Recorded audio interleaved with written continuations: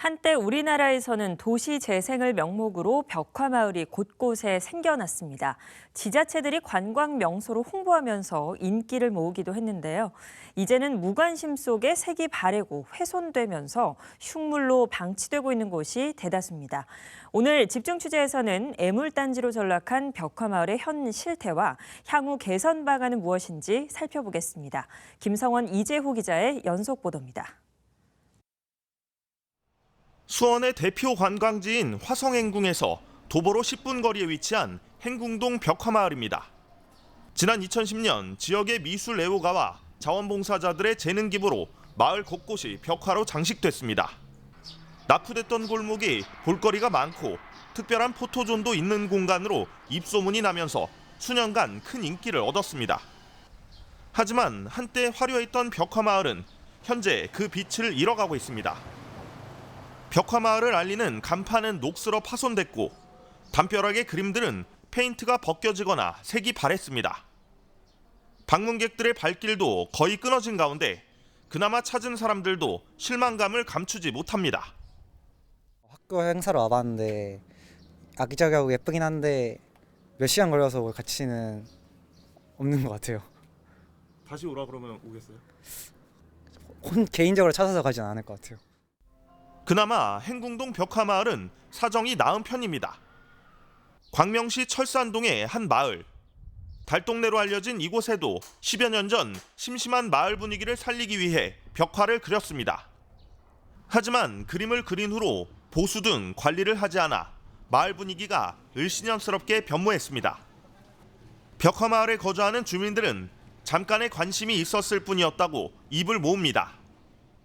부모님들이 모셔가지고 꼬마 애들이나 좀 있었지 없더라고요. 동네를 홍보하는데 뭐 그런 역할을 하거나 없었던 것 같아요. 광명시 소아동의 한 벽화마을은 재개발로 사라지게 됩니다. 그동안 관리가 더욱 안 돼 흉한 모습입니다.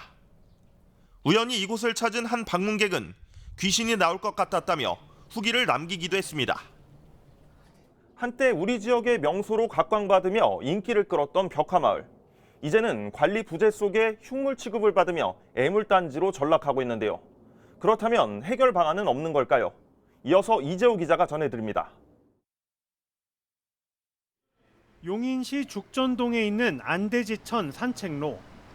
교각 하부 공간에 화사한 벚꽃길이 펼쳐졌습니다. 벽면을 분홍빛으로 물들인 건 로고젝터.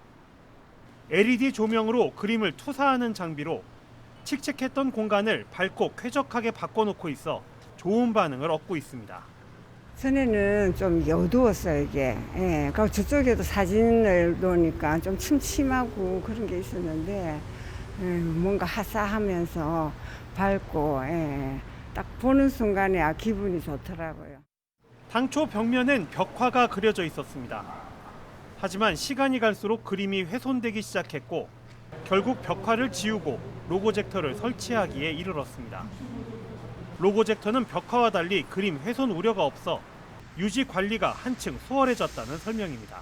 벽화를 그리게 되면은 햇볕을 받아서 탈색되거나 변색되는 경우가 있는데 로고젝터를 설치하면 그런 부분이 많이 줄어들게 되고 그다음에 계절별로 필름을 바꾸게 되면 새로운 분위기를 연출하게 돼서 실제로 벽화 사업을 시행한 지자체들은 관리에 어려움을 호소하고 있습니다. 야외에 그려진 벽화의 특성상 비바람 등에 훼손될 수밖에 없기 때문입니다. 제대로 관리를 하려면 매년 예산이 투입돼야 하는데 한정된 지자체 재정 여건상 쉽지 않은 상황입니다.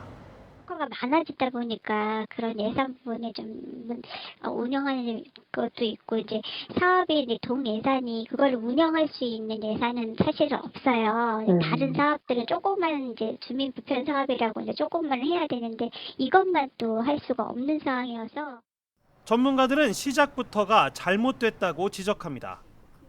보통 벽화 사업은 도시 재생을 명목으로 추진됐는데 도시 재생이란 목적보단 당장 보여주기에 급급하다 보니 사후 관리에 대한 계획이 없었다는 겁니다. 행정적으로 조금 문제는 좀 있습니다.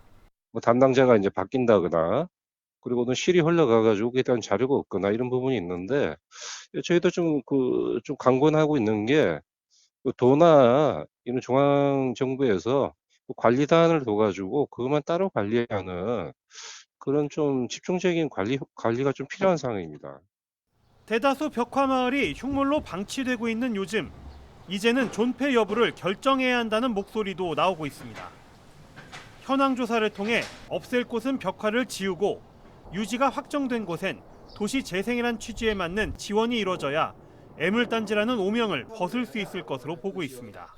그 지역의 경제 활동의 어떤 특성, 그 지역 거주민들의 어떤 경제 활동 그 분포가 어떻게 되는지 뭐 이런 것들을 좀 충분하게 조사를 해가지고 그것을 살릴 수 있는 경제 정책이 들어가고 그러는 가운데서 이거를 살릴 수 있으면 살리고 벽화를 안 되면은 철거해야 되는 거죠. 명물에서 애물단지로 전락하고 이제는 존폐 기로에까지 놓인 벽화마을. 더 이상 흉물로 방치되지 않도록 출구 전략 마련이 시급해 보입니다. BTV 뉴스 이재호입니다.